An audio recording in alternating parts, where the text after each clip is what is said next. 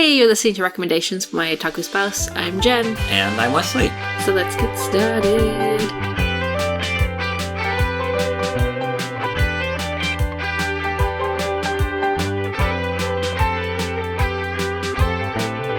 Kind of a Hisashi booty dance there, because it's been a little while since we recorded one of these. It has, but I feel like we say that every episode. Maybe, but we're still doing it. We're still having a good time. Yes, even if no one listens to it. It's okay. Yeah. It's for us. High five. That was a pretty good one, actually. Yeah. In this episode, we're going back to manga. It's been a while since we've done one of these. I think so, yeah. Last one might have actually been Dress Up Darling. That's topical, because it's kind of related to this episode. Vaguely, but yes. So, actually, in this episode, we're going to be talking about Sweat and Soap. Yes. Which is a manga about people in relationships, or two people in one relationship, to be specific. Yeah, more or less. Because, like, we talked about Wotakoi before. Wotakoi looks at a bunch of different relationships happening in the same social bubble, but this is very much focusing on one. One very adult relationship. The side characters don't even get... I guess technically there's one side character who kind of has one entirely off screen, but really it's just the one relationship in this. There's no B story. No. Actually, kind of topical, I was just looking up information about the manga, and it was originally published in D Morning magazine. D Morning? D Morning. I don't know what that means. D space morning, as in the morning of the D. Oh, like that kind of... That kind of... Really? No, I'm joking. The magazine... They have manga magazines for every possible subgenre. Yes, but it's just a coincidence, and I don't think the Japanese thought about it when they named the magazine D Magazine. Anyway. And filled it full of adult relationship manga. Okay, we were in the store the other day. I know I'm derailing slightly, but we were in the store the other day, and you saw Wings? I don't know. You saw some manga magazine that you thought was dead and hadn't existed for years, but was still there. And it's called Wings, and evidently I'm supposed to know that is... BL. A BL-based manga publication. So if you wanted to tell me that there was something called D Morning that was a slightly lewd joke to mean that it's entirely full of raunchy manga, I wouldn't be surprised. But this manga isn't raunchy. The author, in the author's notes, talks about how he wants to draw a sexy manga. I don't read the author's notes. Oh, well, that might explain something. Which actually is kind of related to how this whole thing started. It is, in a bit, yeah. Because I did not want to read Sweat and Soap. It kept being, like, people kept mentioning it. It looked really popular. But the front cover of the very first volume is basically the main guy pushing the main woman up against the cover of the manga, and she looks very embarrassed and not very comfortable, and he's like, haha. And he's assaulting her. Yeah, it feels very assaulty. Which, again, you read a ton of BL. I read cute romance. Okay. I don't read the assaulty BL. Okay, well, when you walk down the BL aisle at the bookstore... Yes, most of it is assaulty. Okay, It's so assaulty there are no ghosts in the store. Exactly. Yeah. Japanese culture joke, people. Get with it. No, actually, we use salt in the West to get rid of evil spirits as well, don't we? I don't... Oh, yeah, you throw salt over your shoulder. And now you put it on Teslas so they can't drive off. It's because Teslas are dumb. And evil. So, back on topic. The front cover looks assaulty as all heck. Yes. I've read that a million times in manga. Why would I want to read another one?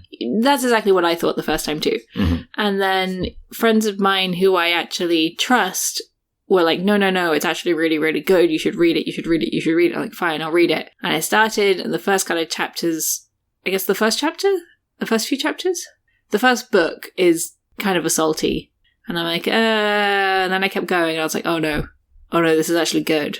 Okay, so once you get over the initial hump of minor assault... Uh-huh. He doesn't... Okay, so the assault in question is... Okay. He almost puts his hand up her skirt, she freaks out, he realizes what he's done, and then he sends her a really apologetic email. So, the only reason I'm interjecting into your story here is because before you had this awakening about the manga, I had tried to read it. I was one of the people who I think actually told you, nah, don't bother with Sweat and Soap, it's trash. Because I tried reading it a while back. And I was in the first volume, and I went, this is trash. And I put it down. And then other people recommended it to you, and I was like, I'm going to put them in they're trash. The Kenny list of, if it's recommended by them, you can't trust a recommendation. Ouch. Okay, you and I both have flat out said the only person who's recommended this is Kenny. That means we probably shouldn't watch it. That's not... You're you're trying to deflect because we're on tape, but off the record, you've agreed with me on this. I feel like this is entrapment. It is entrapment, and it's working.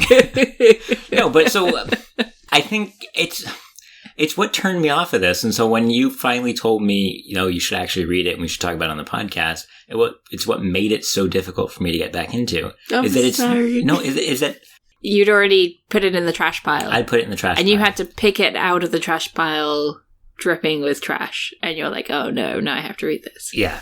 And I guess the problem is, though, is it's not one case of assault. It's a targeted effort by the main character over a period of, I think, a week to essentially commit power harassment over a younger employee and to repeatedly assault her in the workplace and to know what he's doing. He flat out says, like in that last, or I don't even think in that last one, after the last one, when he takes advantage of her in a weakened state to sleep with her, he goes, oh, the reason why you've smelt different all week is because you're scared, or you were scared and you hated the situation you were in. You only smell good when you're happy, and you haven't smelt like that all week because me assaulting you in the office place has made you feel like shit. Okay, fair point. Like, that's the entire start of this story. And when you view it as a one-shot, which, again, I read the author's notes. In the author's notes, he talks about how originally this was written as a one-shot to be kind of a, can you write a manga style thing for a publication? And then because of the response that it got, he was like, oh, I've got to spin this off into a longer story. And so when you view it as a one-shot, it's still skeevy as all hell, but it just... That's what turned me off of it originally. Okay. That is completely fair. So I guess kind of to give some backstory, if you haven't read this and you're sounding like, what the hell are these two people reading? You have the two characters, Yasuko, who... Asako. Oh, you're right. I wrote it down. Shima Asako. Asako.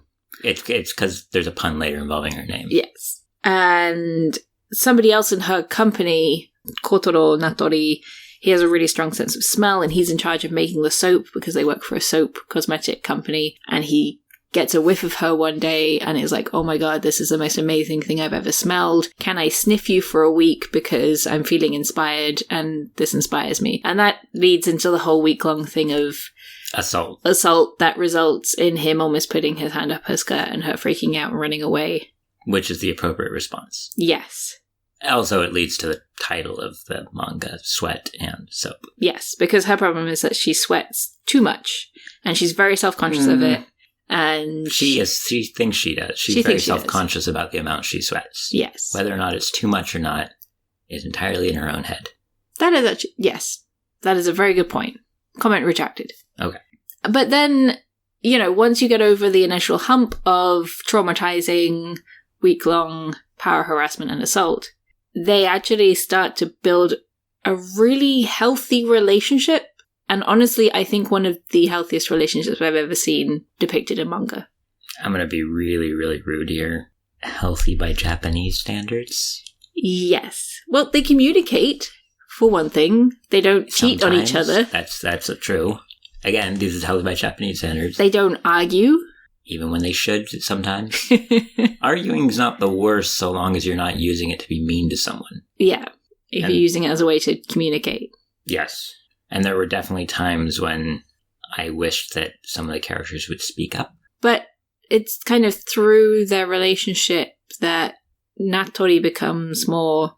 Actually, I don't think he changes much as a character. He doesn't change much. He doesn't change at all. He should.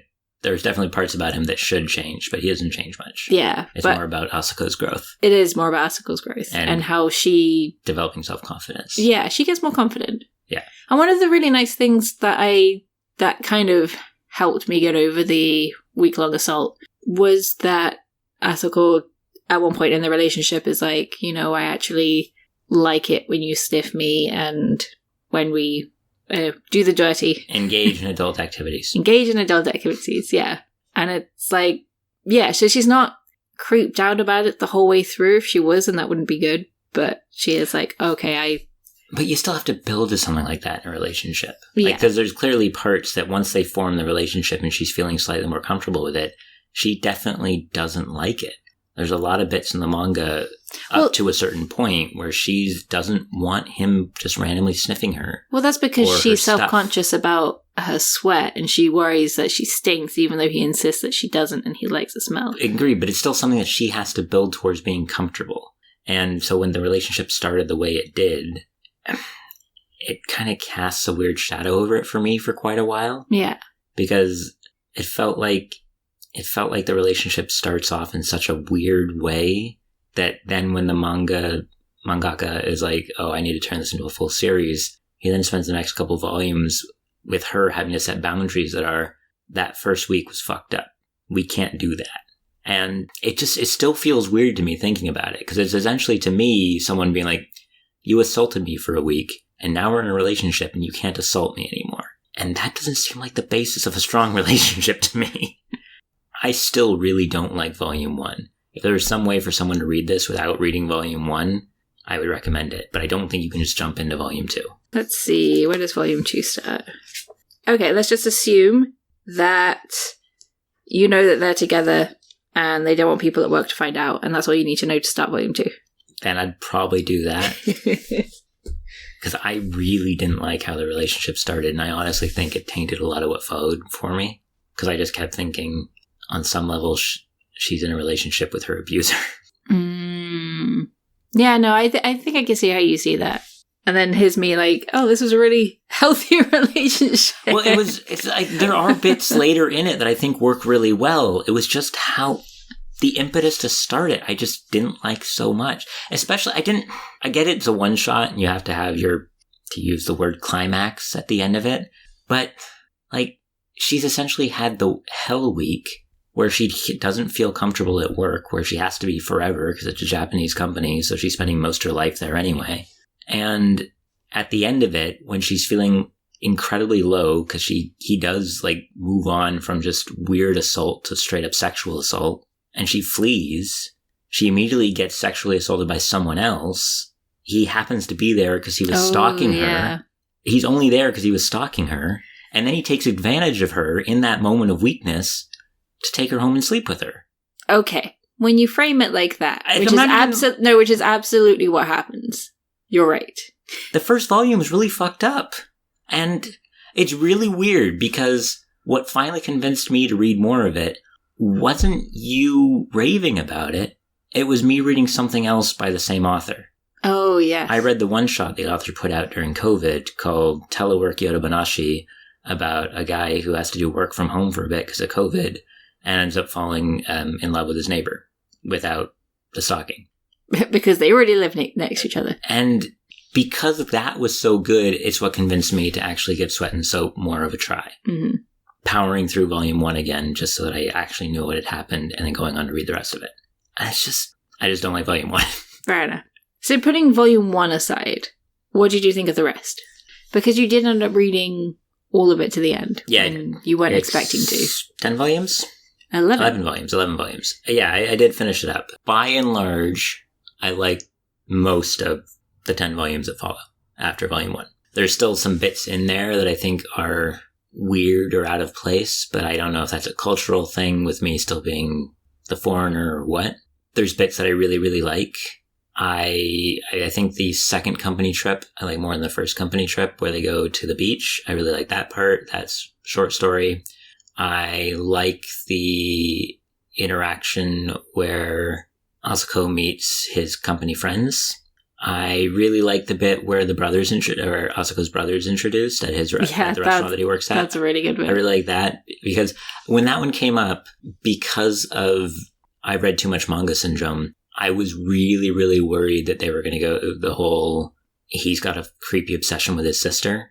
And I was really glad they didn't. Yeah, he was just a protective He's protective brother. of her because she was been bullied. Yeah. Yeah.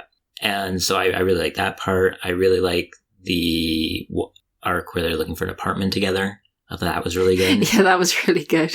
But then there was bits in the middle that I didn't care as much for.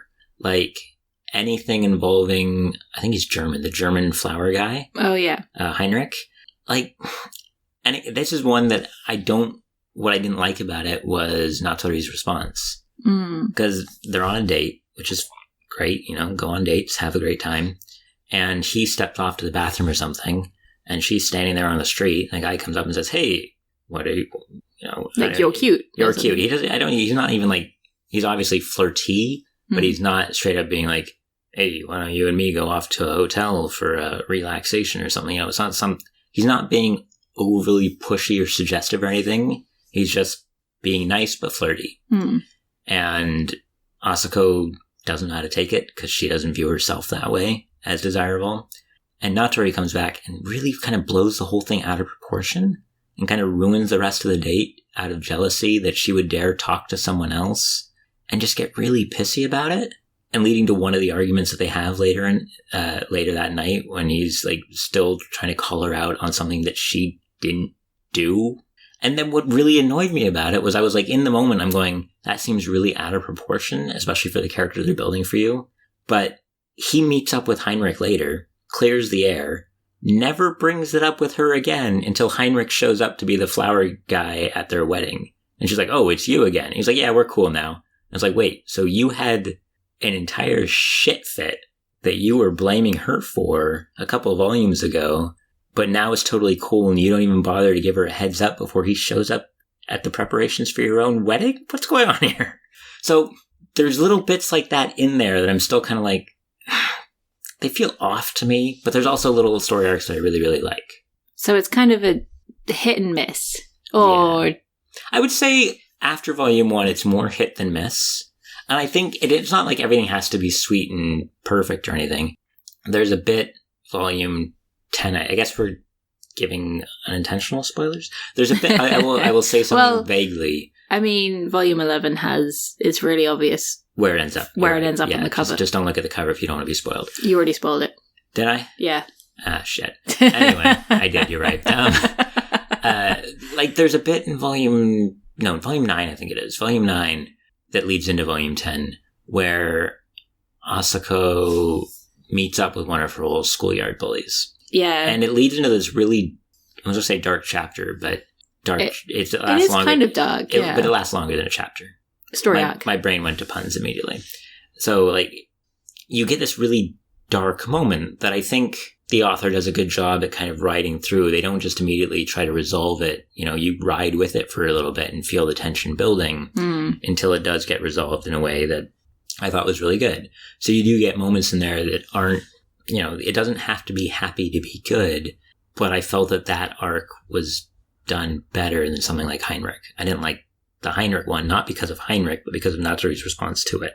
I think also because that one story arc is kind of tying in a whole bunch of things about Asako's character. It's sort of drawing on her trauma as a child, which made her insecure about her sweating, which fed into her lack of confidence, which is why she feels like no self-worth. And so when she runs into the old bully, it kind of brings all this trauma back to the surface. And I honestly cried when I read that chapter. It was like, I'm lying in bed and Wes is like, are you crying? I'm like, no, I'm not. I'm just really good. I need to read the next volume. There's no crying in baseball. It wasn't baseball. It was manga. Well, that's right about the time when the baseball character does show up. What baseball character? Their wedding coordinator is an expat from a baseball manga. He looks like it. As soon as I saw him, I said, that's a character from baseball manga. And then as soon as you get to him in the story, he's like, yes, I played on my baseball team in high school, and we aimed for Koshien. I'm like, yeah, no shit. Anyway, you're distracting from the point. I am. The point is that that's a really important moment in the whole story. And I think it's really well done. And it's really well done. It is really well done. Yeah, I think this mangaka just needs to... I know he really wants to write raunchy stuff, but I think he's better not doing that. It kind of reminded me of Dress Up Darling, because I didn't want to get into that because it looked a little too ecchi. And then you were like, no, it's actually really good. Keep reading. And I feel like that happened with me with Sweat and Soap as well. Yes, and no. Well, from my take on Sweat and Soap, there's ecchi stuff in it, Yeah, but I would say not to the level of Dress Up Darling. I would say Dress Up Darling is more ecchi. Yeah, Dress Up Darling is more ecchi because it's more fan service for the reader, whereas Sweat and Soap just depicts an adult relationship, which I really appreciated. Yeah. Which is what it's all about. Yeah. It's about healthy communication. Once you've started going out and having those conversations, it's about healthy sex life and finding compromises and being together as a couple. And that's what that was my takeaway, and probably why I completely forgot about the week-long harassment, and why I was like, oh yes, the only thing traumatizing that happens is he almost puts his hand up a skirt, completely blanking out everything else, because everything that comes after that was really good. And I thought very positive. And I got too hung up on that first volume. Which is understandable. So, Sweat and Soap needs an anime where they can soften the first volume into a single episode and immediately get into relationship hijinks. Yes. Okay. But I'm kind of worried that it's going to be like Watakoi, where the anime is really bad. No, actually, they've already done it. They've already made it worse. So there's a live action of Sweat and Soap that apparently takes the assault and the creepiness and cranks it up to 11, and that's the only thing they focus on, instead of the healthy relationship part. Well, forget it. I'm done then. I think if they did an anime of the manga, it would be better, because honestly, live-action adaptations tend to be the worst. In both Hollywood and Japan. They are terrible. Just hands down, awful. I mean... No, we know they're all the worst. We don't need Death Note. No, we know they're all the worst. In both, actually, Death Note, both the American and the Japanese version.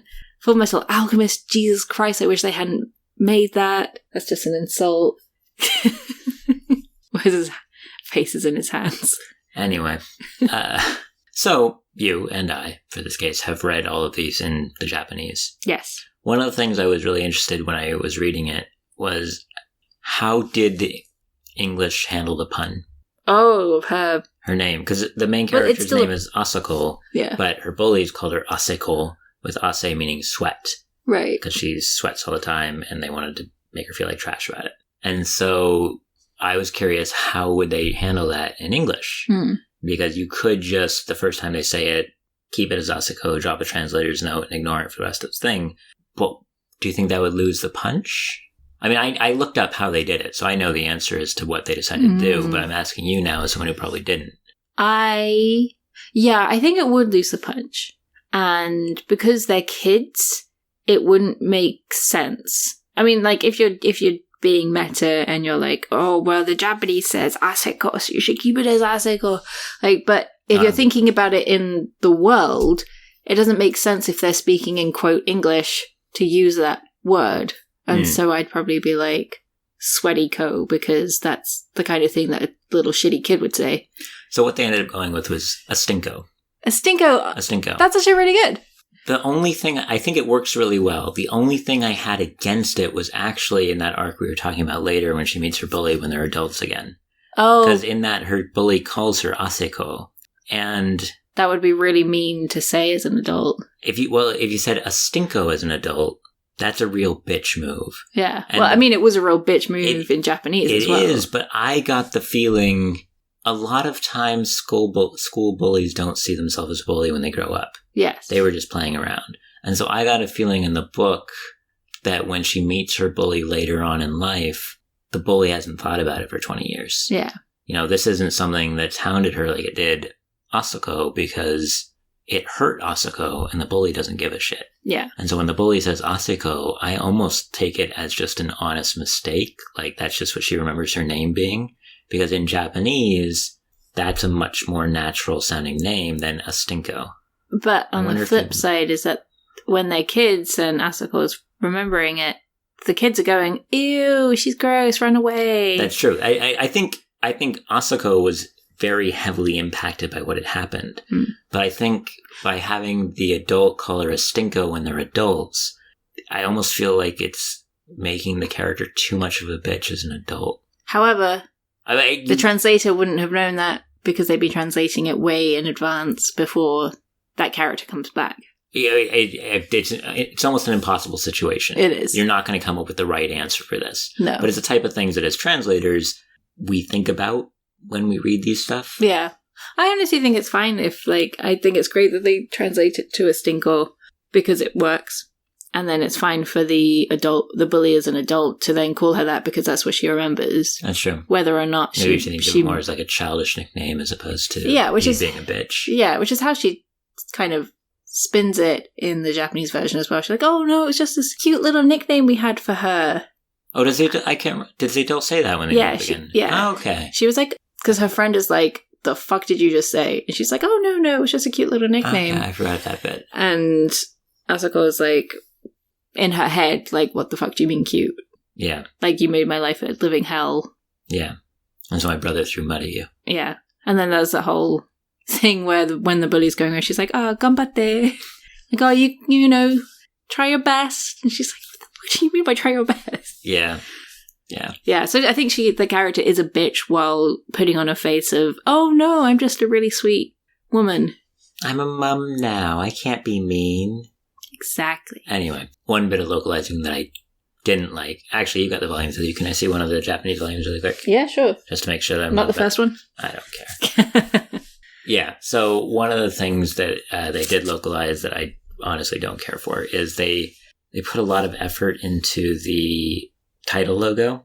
Yeah. For Sweat and Soap, but they have the word sweat drawn like it's actually sweating, and it looks really gross. It's such a minor thing, and I'm just nitpicking now, but I think I know who drew the logo. Because I had to look it up when I was finding, I didn't have to look it up, but because it came up when I was trying to figure out what they called her in English, it came up, and I was like, I don't want my books to look like they're sweating on the shelf. It's a minor thing, and it's an absolute nitpick, and if you were the art designer for that, I'm sorry that I'm being a bitch to you right now. But it was all done as cute little iridescent soap bubbles on the Japanese. Why did you actually have to make the word sweat look like it's sweating? Being a bitch. I am, 100%. Such a bully. Jeez. I'm the worst. The worst. If there's one thing anyone should have picked up over 50 some odd episodes of this podcast by now, because Wes is the worst. Is that I'm the worst and I like cute shit. I want my shit to be cute, not covered in sweat. Exactly. So you didn't like the main character then? Is that what you're saying? Is she on the cover? Do I have to look at sweat all over the cover? Yeah, she's like sweating in pretty much most of them. In that one. This one's really cute. Well, that's straight out of a bath. Yeah. I sweat when I come out of an onsen as well. But everybody does. Exactly. I thought it was a really cute manga. And a really nice, adult, healthy romance. There's so much about it that I like. I just can't get over volume 1. Okay. And I understand that is my own personal stumbling block, and I don't want to immediately shut anyone else off from reading it. I just wish that there was some way that we could redo volume 1 to tone down the creep factor, and then I would have very little complaints. I think there's nothing wrong with not liking a relationship that's founded on abuse. Yeah. That's not good. Yes. That's it. That's my statement. Like, I think there's honestly nothing wrong with not liking that kind of stuff. Okay. I'm really glad that you read the rest of it and that you did enjoy the rest despite the first volume being... Squicky. That's a cute word. It's a perfectly cromulent word. What the fuck does cromulent mean? So do you think you'd read anything else by this author? Well, I know we have something else by this author on the shelf. Well, I read Telework Yodomanashi and really liked it. And that's a 1-volume, one-shot that I don't think has been translated. But if you can read Japanese, go read it. And if you can't read Japanese, wait for it to be translated and then go read it. I don't really care how you get to it, but figure out some way. Yeah. I think it's really good. And I'm also a big fan of shorter stories. Yeah. 11 volumes isn't the worst in the world. It was pretty easy to get through, and it was a lot of fun after volume 1. Thankfully, it didn't stretch on for 30 or something. But a quick 1-volume romance, Telework Yodomanashi was great. We have another one. We have volume 1 of something, and the fact that it's labeled volume 1 makes me think that there's going to be more than 1 volume, so it's not a one-shot. And I can't remember the name of it. I can't remember the name either. It's fine. I'll probably go pull that off our shelf and read through it at some point when I'm not digging through my old history books again, because hyperfixation is real. But yeah, I'm not turned off of the author because of one work of theirs. I mean, which seems unfair because I probably have turned myself off other authors based off one work, but there you go. No, you're absolutely right. Oh, there's actually 4 different series. Are they? Oh, they are. I think we have 2 volume 1s by them on the shelf right now. I think, actually, the one you're thinking of is Kasane to Sugiru? Yes, because we bought that at the same time as Telework Yodomanashi, because they were on the same shelf of the new releases in our local bookstore. And it's about a guy that likes dressing up as a woman in a relationship with, or I'm guessing will be in a relationship with a woman. Yes. So the author clearly likes writing relationship stuff. Yeah. And then there's... Hopefully, if they're not trying to sell a one-shot anymore, they don't have to do is... There's a collection of short stories. Oh, okay. Well, I was just about to say, hopefully they weren't doing one-shots that they have to rely on shock factor to draw people in, but if it's a bunch of short stories, maybe I'm wrong. Maybe you're wrong. Maybe you're definitely wrong. We have thoroughly derailed. We have, but I think we talked about it pretty well, too. I think people... If there's one thing I can be sure of, is that people will walk out of this podcast... Not wanting to read Sweat and Soap. No, that's not what I meant. Because of all the assult. Oh my goodness. Based off of what we were talking about at the very beginning with BL, maybe that's some people's kink. Maybe. It's Maybelline. But I don't know. I think it's worth a read. I think it's really cute, and I think it's a good modern romance. And I really liked it. And I'm glad you did. I don't come into these podcasts trying to tell you you're bad for liking something. I mean, you do, but... No, you That's don't. Not why I do it. You don't. I'm joking. Don't cry. I think if you can get past all the things I described about Volume 1, you'll find something to like in Sweat and Soap. I think if you don't want to get past Volume 1 and all the things I described, go read Telework Yodomanashi. I think that's a fair enough assessment. Is that a good conclusion? Yeah. Okay. Yeah. So, you've been listening to Recommendations for My Otaku Spouse, or Otafu Susume. I was Jen. And I was Wesley. You can find us on the website www.annabrosecreative.com, where we encourage you to leave your own thoughts in the note below the show notes on this episode. In the doobly-doo. In the doobly-doos. Bye! Bye!